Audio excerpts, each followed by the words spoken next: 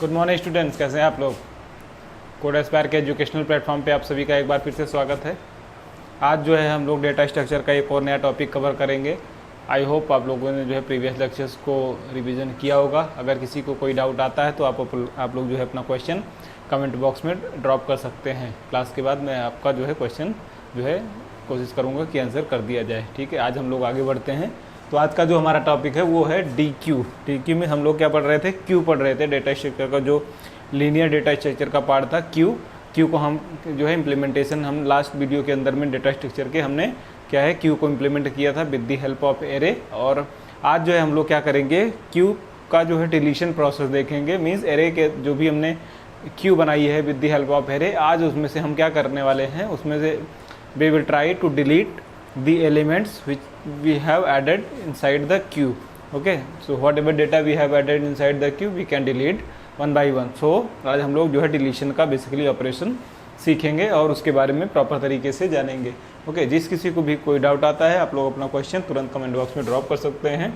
आपको जो है हम कोशिश करेंगे कि पूरी आपको जो है हेल्प की जाए। ओके, तो आज का जो बेसिकली टाइप है वो हमारा क्या है, डिलीशन ऑफ DQ ऑपरेशन या फिर डिलीट ऑपरेशन। ओके, तो बेसिकली क्या होता है, डिलीट ऑपरेशन मीन्स अगर किसी आइटम को हम एग्जिस्टिंग क्यू के अंदर से डिलीट करना चाहते हैं तो उस तरीके के ऑपरेशन को हम लोग क्या कहते हैं, उस तरीके के ऑपरेशन को हम लोग कहते हैं डिलीट ऑपरेशन या फिर DQ ऑपरेशन। क्वेश्चन अक्सर पूछा जाता है व्हाट इज़ DQ, तो आपको कन्फ्यूज नहीं होना है, नेमिंग कन्वेंशन में कन्फ्यूज नहीं होना। DQ means deletion of queue element. Clear है, तो यही आप देख सकते हैं, DQ is the process of removing an elements from the given queue. Elements from the queue are always remove from the front of the queue. अब जैसे मैंने आपको बताया था सबसे पहले लेक्चर में क्यू के, कि जब भी हमारे पास किसी क्यू के अंदर में कोई डेटा इंसर्ट किया जाता है तो क्यू वो इंसर्शन कहाँ से होता है, रेयर से होता है या फिर हेड से होता है। और किसी भी जो है डेटा का डिलीशन प्रोसेस कहाँ से होता है, वो फिर फ्रंट से होता है या फिर टॉप से होता है। ओके, अब जैसे आप एग्जांपल के तौर पे फिर से मैं एक बार क्विक रिवीजन कर देता हूँ। आप एक लाइन में खड़े हैं आप, ओके, जहाँ से हमारा मान लीजिए आपकी ये लाइन है, ठीक है, ये हमारी क्या है, ये लाइन है। ओके, ऐसे स्ट्रेट लाइन है हमारे पास, यहाँ से हम लोग एंट्री कर रहे हैं और हमारा जो है एग्ज़िट यहाँ पे हो रहा है, ये हमारे पास एग्ज़िट है। ओके, ये हमारे पास एग्ज़िट है।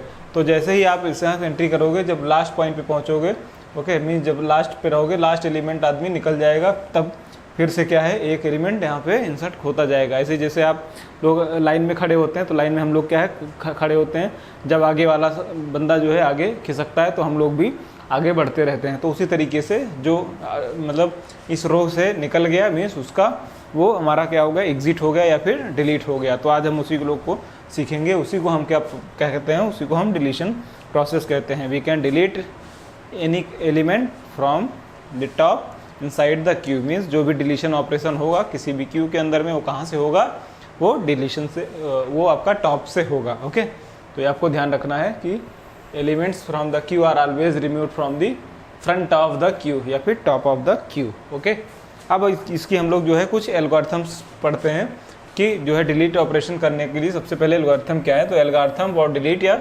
DQ operation. तो सबसे पहले हमारे पास स्टेप 1 में क्या आता है, सबसे पहले आपको क्या चेक करना है, जब भी कोई आप डिलीट जो है ऑपरेशन करोगे, हमेशा सबसे पहले हमें ध्यान रखना है कि सबसे पहले हमको क्या चेक करना है कि हमारी जो क्यू है वो एम्प्टी तो नहीं है। अगर हमारे पास क्यू एम्प्टी है दैट मीन्स हम उसमें से डेटा डिलीट नहीं कर सकते हैं। It is a standard process, right. अगर कोई चीज़ भाई लाइन है ही नहीं तो आप लाइन जो है के अंदर से आप लोगों को कैसे हटा सकते हैं, सिंपल, ठीक है। तो उसी प्रकार से जो है अगर हमारे क्यू के अंदर में कोई डेटा नहीं है दैट मीन्स वो हम उसमें से कुछ डिलीट नहीं कर सकते। इस तरीके के प्रोसेस को हम लोग क्या बोलते हैं, अंडरफ्लो प्रोसेस। सबसे पहले आपको चेक करना है कि उसकी जो साइज है वो एम्प्टी तो नहीं है। अगर वो ऐसा होता है तो वो अंडरफ्लो का कंडीशन आता है। अंडरफ्लो के लिए हम लोग बेसिकली क्या करते हैं, अगर चेक करते हैं अगर साइज जो है इक्वल टू 0 आ जाता है किसी भी क्यू का, तो दैट मीन्स वो हमारी कंडीशन कौन सी है, अंडरफ्लो की कंडीशन है। तो स्टेप 1 में वही कह रहा है, check the queue underflow as thrown error if the queue is empty. Okay, otherwise move to the next step.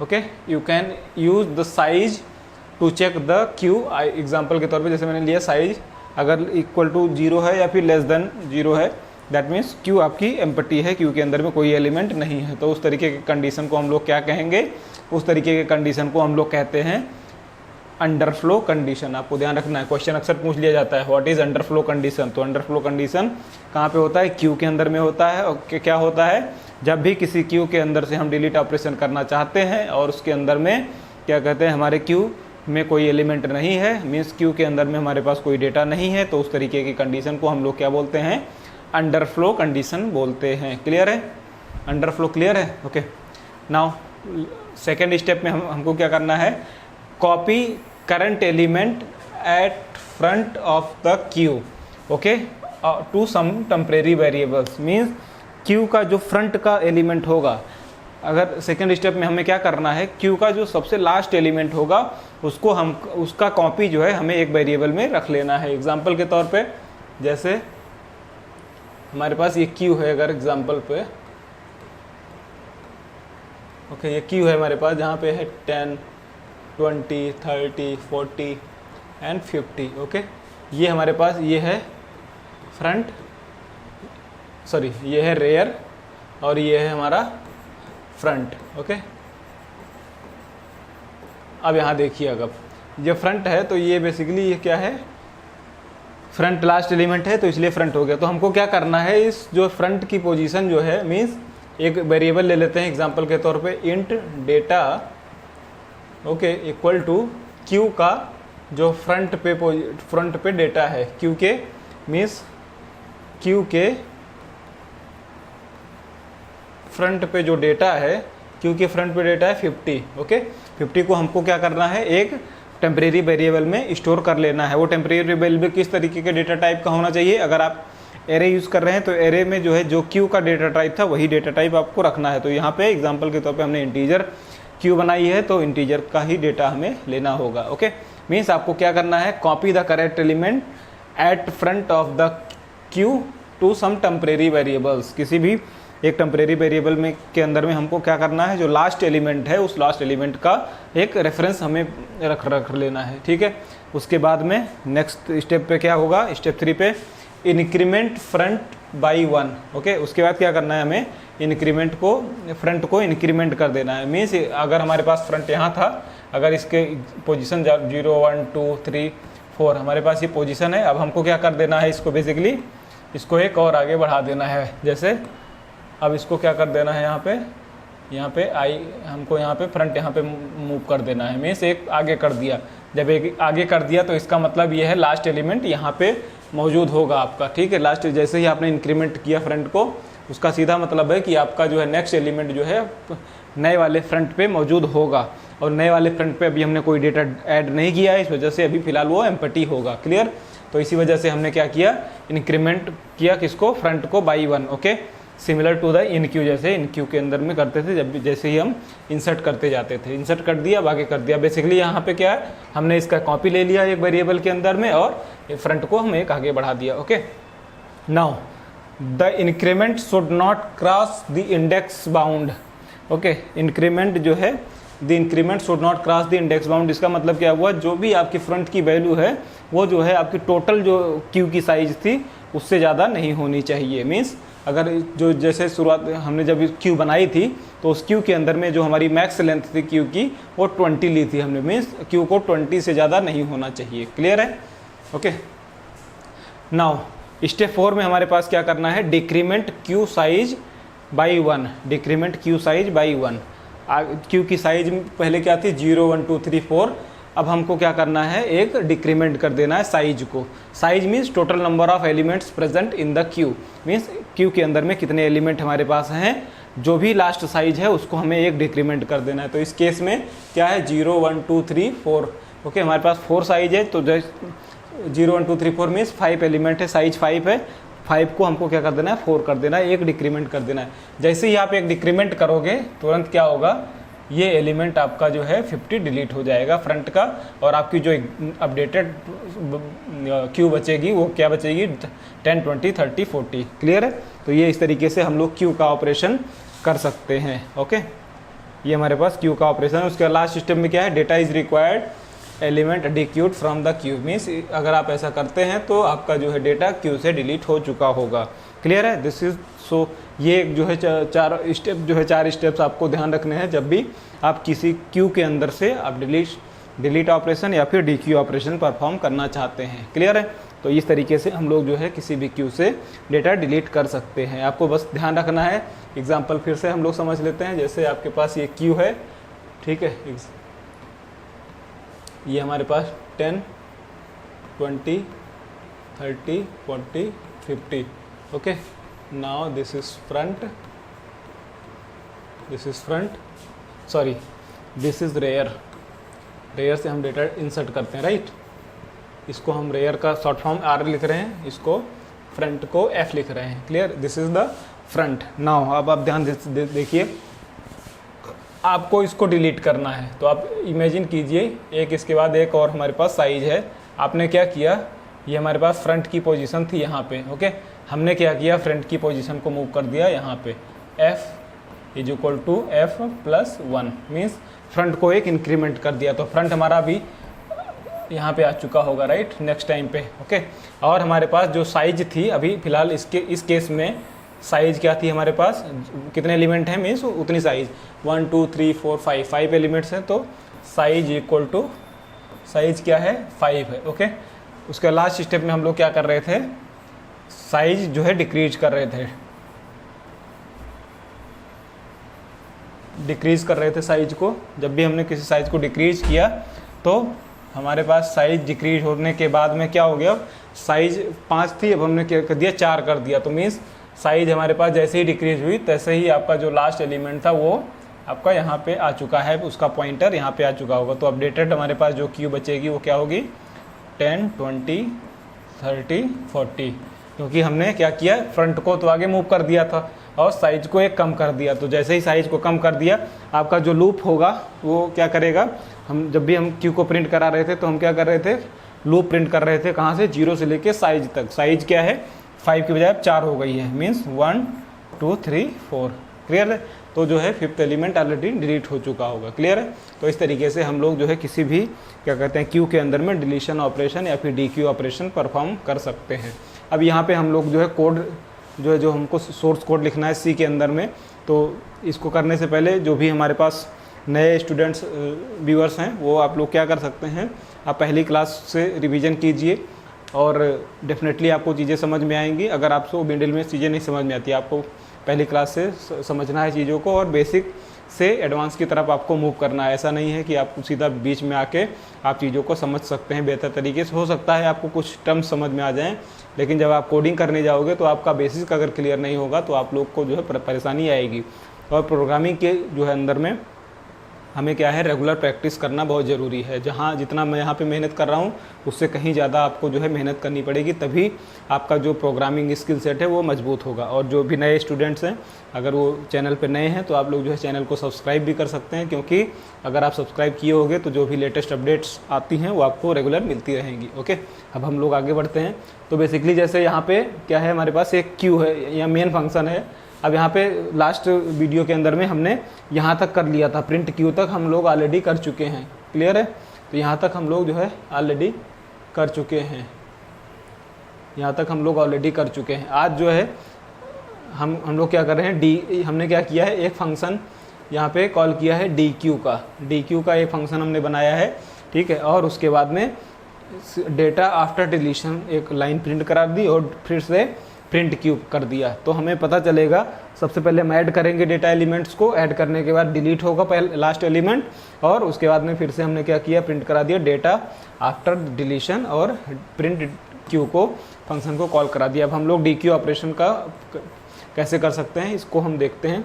तो DQ ऑपरेशन के लिए देखिए आप DQ फंक्शन हमने कॉल बनाया हुआ है यहाँ पे एक, ठीक है। अब यहाँ पे आप देखिए ध्यान से, ठीक है, int data equal to int mean, ये कांस्टेंट है बेसिकली। ये इसको हम बोल सकते हैं, यहाँ पे हम इसको हम क्या बोलते हैं, साइज भी बोल सकते हैं, ठीक है। तो ये क्या है, एक डेटा हमने टेम्परेरी वेरिएबल ले लिया जिसके अंदर में हम मान के चल रहे हैं हमारी जो साइज है वो रखी हुई है। ओके, अब उसके बाद में क्या चेक करना है, सबसे पहले हमारा स्टेप क्या था, किसी भी क्यू से डेटा डिलीट करने का सबसे पहला स्टेप क्या है, आपको चेक करना है कि क्यू अंडरफ्लो तो नहीं है। मीन्स अगर क्यू एम्प्टी है तो आपको सीधा रिटर्न कर देना है साइज जो है उसकी, जो भी करंट साइज होगी। अगर क्यू एम्प्टी है तो मीन्स यहाँ पे 0 होगा। ओके, 0 होगा, आपको क्लियर है। अगर वो एम्प्टी नहीं हो, अभी एम्प्टी का फंक्शन हमने ऑलरेडी नीचे लिख रखा है। एम्प्टी का फंक्शन आप ये देख सकते हैं, इज एम्प्टी का मतलब अगर साइज इक्वल टू 0 है या रिटर्न 0 1 कर देगा। ओके, मीन्स जैसे ही कंडीशन ट्रू होगी हमारा रिटर्न 1 जाएगा। तो क्लियर है? ओके, तो यहाँ पे क्या हुआ, ये चेक कर रहा है, चेकिंग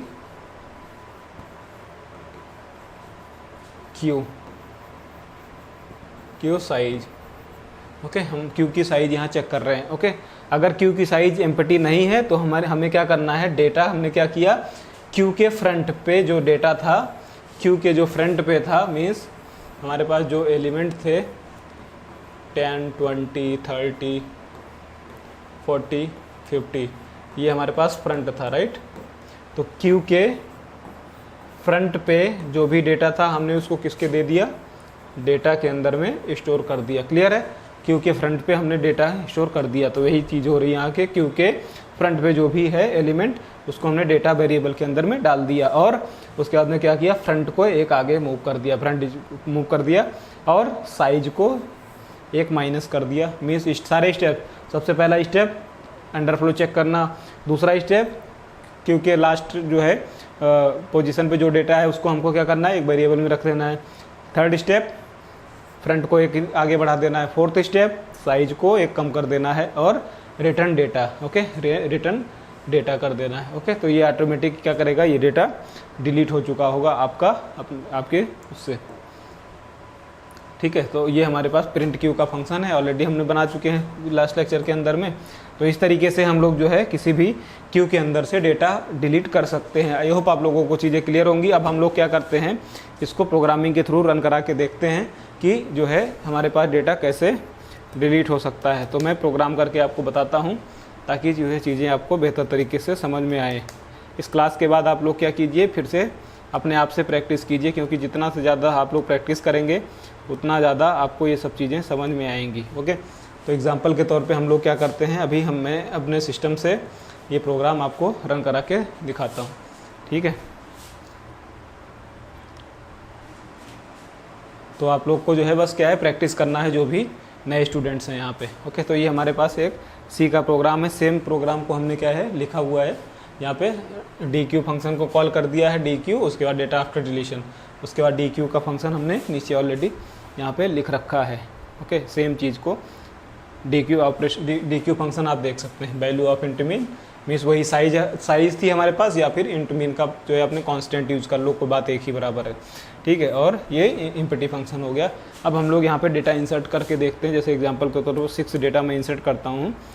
ठीक है, हमारे पास 20, वही 10 20 30 40 50 60। ओके, हम 6 डेटा इंसर्ट कर रहे हैं। उसके बाद आप देखिए यहाँ पे हमने क्या है, 6 डेटा इंसर्ट किया, 10 20 30 40 50, ओके 60, 2 2 4 6 डेटा हमारे पास आ गया। उसके बाद यहाँ पे value of int mean is equal to 6, means हमारे पास जो इंट मीन के अंदर में साइज है वो 6 है। उसके बाद data after deletion, data after deletion पे क्या हो गया, 10 20 30 40 50, केवल 5 ही डेटा हो गया। लास्ट डेटा हमारे पास डिलीट हो गया। क्यों? क्योंकि जो है हमने क्या किया था, यहाँ पे आप देख सकते हैं, लास्ट में जैसे ही हमने इंसर्ट किया था डेटा, तुरंत डी क्यू फंक्शन को कॉल कराया था। एक बार ही कॉल कराया है डी क्यू फंक्शन को, इसी वजह से हमारा ये क्या कहते हैं, एक ही आइटम डिलीट किया इसने क्यू के अंदर से। क्लियर है?